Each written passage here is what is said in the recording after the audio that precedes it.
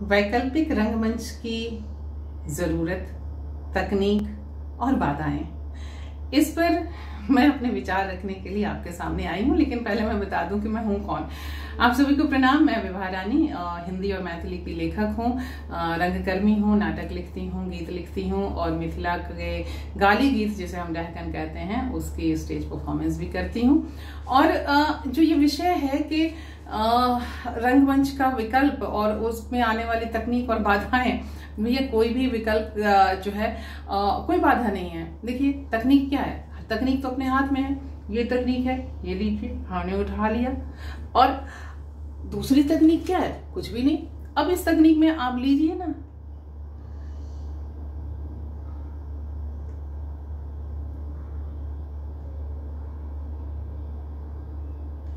हो गया जी एक नई तकनीक।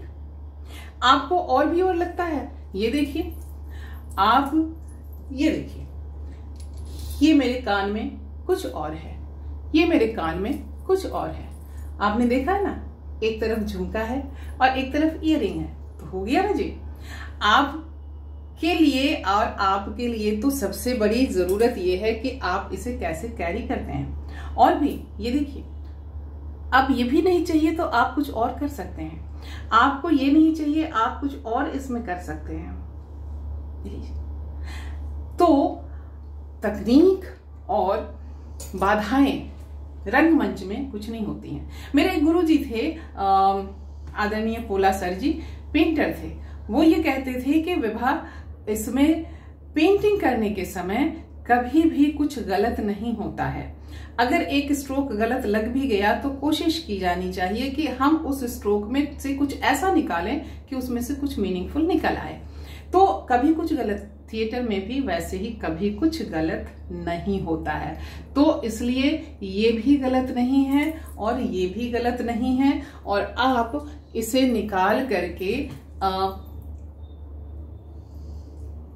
ये पहन लेंगे तो ये भी गलत नहीं है। या आप इसे हटा दें और एक कान आप खाली रखें और एक कान को जो है आप इसमें ये रखें, ये भी कहीं से गलत नहीं है। यह भी एक विकल्प है।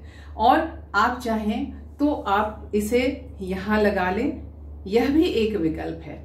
आप निकालिए, यहां पिन लगा लीजिए, पिन लगा करके आप घूमिए ना, यह भी एक विकल्प है। आप अपने बालों के जितने तरह के प्रकार बना लें, वो भी एक विकल्प है। आपको लग रहा होगा कि मैं कुछ बहुत अपने साज श्रृंगार बता रही हूँ, जी नहीं।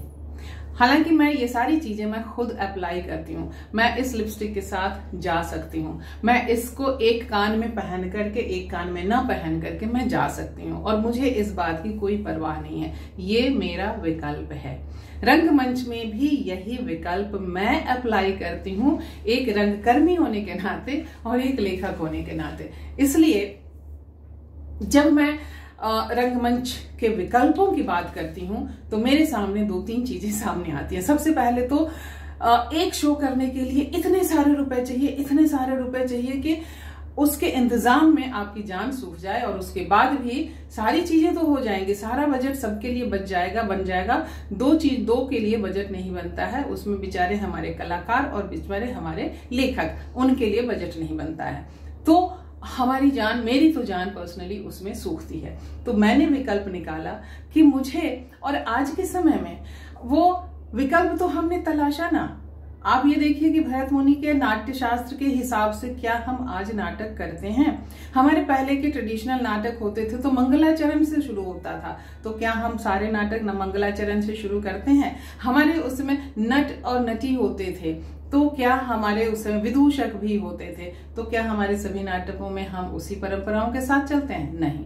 हमने जब उनके सारे विकल्प बनाए हैं, क्योंकि वो विकल्प का नाम है एक्सपेरिमेंट, प्रयोग। मैं महाराष्ट्र में रहती हूँ, मुंबई में रहती हूँ, और मुंबई में, महाराष्ट्र में कभी भी नाटक के शोज को शोज नहीं बोला जाता है, वहां प्रयोग बोला जाता है। और कहा जाता है कि आज मेरा 85वां प्रयोग है, मेरा 70वां प्रयोग है, जो भी है, क्योंकि हर बार हमारा लोकेल बदलता है, हमारा एकॉस्टिक बदलता है, एम्बियंस बदलता है, ऑडियंस बदलता है, स्टेज बदलता है, लाइट्स बदलती है, साउंड बदलता है, हर चीज बदलती है। तो ये हमारे लिए, हमारे कलाकार भी कई बार बदल जाते हैं। तो हर बार हमारे लिए ये एक प्रयोग है। और इस प्रयोग का यह प्रयोग किसको किसके लिए करना है? तुलसीदास ने जैसे कहा है स्वांतः सुखाय, तो वैसे ही ये प्रयोग करना है पहले अपने लिए। हम खुश, हम सुखी होंगे, संतुष्ट होंगे, तो निश्चित रूप से हमारे दर्शक भी सुखी और संतुष्ट होकर के जाएंगे। तो ये प्रयोग हमारा अपने लिए है, खुद से खुद के लिए है। हर दिन एक एक इंच अपने ही चीजों को और ऊपर लेकर के जाने के लिए है, और ये हमारा विकल्प है। आप देखेंगे कि ये विकल्प हमारा कैसे, हमारे तो स्कूल डे से विकल्प शुरू होता है। जब हम छोटे छोटे बच्चे थे और हम नाटक करते थे, तो क्या हम प्रोसिनियम थिएटर में जाते थे? जी नहीं।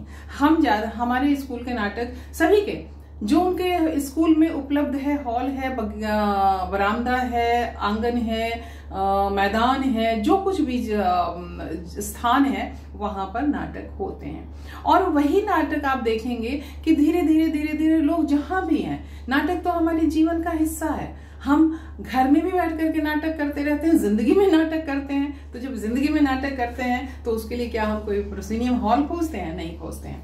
तो मैंने 2007 में नाटक करने की शुरुआत की। सबसे पहले नाटक तो मैं पिछले 30 साल से करती थी। एकल नाटक मैंने शुरुआत की 2007 से, सिर्फ इसलिए कि नाटक की दुनिया को एक और विकल्प दिया जा सके। मैं ये नहीं कहती कि सोलो थिएटर इसके पहले नहीं होता था, लेकिन सोलो थिएटर में वो धार नहीं थी। जो भी कारण रहे हो, मैं भी उस पर नहीं जाना चाहूंगी। तो उस धार को देने की मैंने कोशिश की, और आज मुझे इस बात की खुशी है कि लोगों ने उस धार को पकड़ा है और खुद भी सोलो थिएटर करने की तरफ मुखातिब हुए हैं। 2014 में मैंने अपने ही घर में, अपने ही ड्राइंग रूम, लिविंग रूम जो कह लीजिए, वहां मैंने थिएटर करने, वहां मैंने अवितोको रूम थिएटर, जो अवितोको जो मेरा ग्रुप है, संस्था है, उसके अंदर रूम थिएटर का कॉन्सेप्ट लेकर के मैं आई और ये विकल्प देने की कोशिश की कि हम सर धुन लेते हैं, ये कर लेते हैं, ऑडियंस तो वही 50, 60, 70, 100, 200 आती है, तो हमारे कमरे में भी 50 लोग बैठ जाएंगे। और जब मल्टीप्लेक्स में जाते हैं और वहां 20 दर्शक बैठे रहते हैं, तो हमारे नाटक देखने के लिए अगर 30 दर्शक आ गए तो उसमें कौन सी दिक्कत है? तो ये हमारा एक विकल्प है। और अब कोरोना के बाद, ये पिछले इस 1 साल में जो स्थिति बदली है और हम जिस तरीके से उस पे नैंग से गुजर रहे हैं, अभी भी गुजर रहे हैं, ऐसे में आज नाटक के एक और विकल्प की बहुत जरूरत है, क्योंकि कलाकारों की अभिव्यक्ति का एक मंच होना चाहिए। ये मंच हमारा अभी भी कहीं ना कहीं चारों तरफ बंद है, तो कलाकार कहाँ से जाएं अभिव्यक्त करने के लिए? तो हमने डिजिटल शुरू किया। बल्कि मैंने इसी कोरोना के पीरियड में वाराणसी थिएटर ग्रुप है, वो सुमित श्रीवास्तव के, उनके मंच से मैंने खुद एक नया नाटक लिखा और कोरोना पर ही, और वो नाटक मैंने मंचित किया उस डिजिटल प्लेटफॉर्म पे। और उस डिजिटल प्लेटफॉर्म पे मुझे इतना मजा आया, हमने कहा कि ये तो बहुत अच्छी बात है, क्योंकि उसका फायदा सबसे बड़ा ये है कि पूरी दुनिया उससे आपसे जुड़ सकती है। आप चाहे जितना 1000 की कैपेसिटी का भी हॉल ले लें, लेकिन उस शहर के ही लोग जुड़ेंगे, और सारे लोग नहीं जुड़ सकते हैं, और उसी समय जुड़ेंगे, उसके आगे पीछे नहीं जुड़ सकते हैं। लेकिन डिजिटल थिएटर का ही मतलब ये हो गया कि आप जिस भी प्लेटफॉर्म से करते हैं, उसका लिंक जो है आपके पास रहेगा। वो चाहे लोग यूट्यूब पर भी है, फेसबुक पर भी है, जहां से भी आप करेंगे, आज अभी नहीं देखा, आप 1 साल बाद भी उसको देख सकते हैं। तो और पूरे एक समय में सारे लोग जुड़ जाते हैं। और अब डिजिटल और ऑनलाइन जिस तरीके से हमने सोलो थिएटर क्लास शुरू किया इस ऑनलाइन रूप में, और हमने बताया, लोगों को लगता था कि जब टीचर और छात्र दोनों जो है, थिएटर सीखने वाला और सिखाने वाला आमने सामने नहीं है, तो वो कैसे सीखेगा? मैंने इस चीज को करने की कोशिश की, और मुझे इस बात की बड़ी खुशी है कि जिसने मुझसे सीखा, उन लोगों ने इतनी मेहनत की और इतने अच्छे परिणाम उन्होंने दिए कि उन्होंने जब डिजिटली अपने यहाँ से उस हमारे अवितोको रूम थिएटर के फेसबुक पेज से उस प्लेटफॉर्म पर आकर परफॉर्म करना शुरू किया, तो किसी को नहीं लगा कि ये वैसा प्लेटफॉर्म है कि जहां अभी तक नाटक करने वाला और करवाने वाले दोनों आमने सामने नहीं बैठे हैं, तो आमने सामने नहीं हुए हैं। तो थिएटर आपको ये विकल्प देता है। और आज के समय में आप लोग भले नाव भौं सिकोड़ें और ये कहें कि अरे वो जो थिएटर का जो है वो जमाना, वो जो बड़े बड़े हॉल, बड़े बड़ी लाइट्स, बड़ा स्टेज, खूब ढेर सारे कास्ट नहीं हो तो मजा नहीं आता है। उसमें भी मजा आता है, वो अपनी थिएटर की अपनी खूबसूरती है। मैं कतई नहीं कहती कि नहीं, वो नहीं होना चाहिए। जब आपको वो मौका मिले आप वो करें। लेकिन आजकल थिएटर के संकट को थिएटर कर्मी ज्यादा अच्छे से जानते हैं। कलाकार नहीं मिलते हैं, हॉल नहीं मिलते हैं, और उन सब का इतना लंबा चौड़ा खर्चा होता है, और इन सारी चीजों से थिएटर कर्मी जो है जूझते रहते हैं। इसलिए वो चले जाते हैं कि हमें ग्रांट मिले, और मिलना भी चाहिए। मैं ये कहती हूँ कि थिएटर जो है कि वो जिसे कहते हैं कि शिक्षा, सेहत और संस्कृति, ये 3 स जो है, ये 3 स राज्याश्रित रहे हैं, समाजोन्मुखी रहे हैं। तो राज्य, समाज और समाज की एक एक इकाई इसके ऊपर काम करती रही है। राजाओं महाराजाओं के दरबारों में आप देखेंगे कि वो लोग रहते थे। सेठ साहूकार स्कूल बनवाते थे, हॉल बनवाते थे, धर्मशाला बनवाते थे, पेड़ लगवाते थे, कुएं खुदवाते थे। अब आजकल वो सब सारी चीजें खत्म हो गई हैं। एक भी नाटक होता था, नौटंकी होती थी, सर्कस होता था, लोग झुंड के झुंड गांव गांव से उठ करके लोग आते थे। अब वो सब सिनेरियो खत्म हो गया। जब वो सब सिनेरियो खत्म हो गया है तो हमें अपने विकल्प तो तलाशने होंगे। अगर हम अपने विकल्प नहीं तलाशेंगे तो हम आउटडेटेड हो जाएंगे। तो ये हम पर डिपेंड करता है कि हम आउटडेटेड हों या हम समय के साथ चलें। मैं तो समय के साथ चलना पसंद करती हूँ और कोशिश करती हूँ कि जैसे समय जिस तरीके से बदल रहा है, हम भी अपने आप को बदलें और अपने थिएटर के सारे विकल्पों को बैठ करके रोना कि ये नहीं हो रहा है, वो नहीं हो रहा है, उससे कुछ नहीं होगा। क्योंकि रोते रहने से कभी कुछ भी हासिल नहीं होता है। हासिल होता है उठ, निदा फाजली साहब के शब्दों में कहें तो उठ के कपड़े बदल, चल घर से निकल, जो हुआ सो हुआ, दिन के बाद रात, रात के बाद दिन, जो हुआ सो हुआ। सो पेंडेमिक आया है, उसने हमें बहुत सारी चीजें सिखाई है। इस विकल्प को भी इसने सिखाया है कि आप, और हमने उसके ऊपर जाने अनजाने हमने 2007 से काम करना शुरू किया। तो एकल हुआ, उसके बाद रूम थिएटर हुआ, और उसके बाद अब ये डिजिटल हुआ। तो हमारा एक त्रिकोण बना है, और इस त्रिकोण की तीनों रेखाओं ने मिल करके मेरा एक फेस बनाया है, और उस फेस का नाम हम कह सकते हैं वैकल्पिक रंगमंच, जिसमें कोई बाधा नहीं है।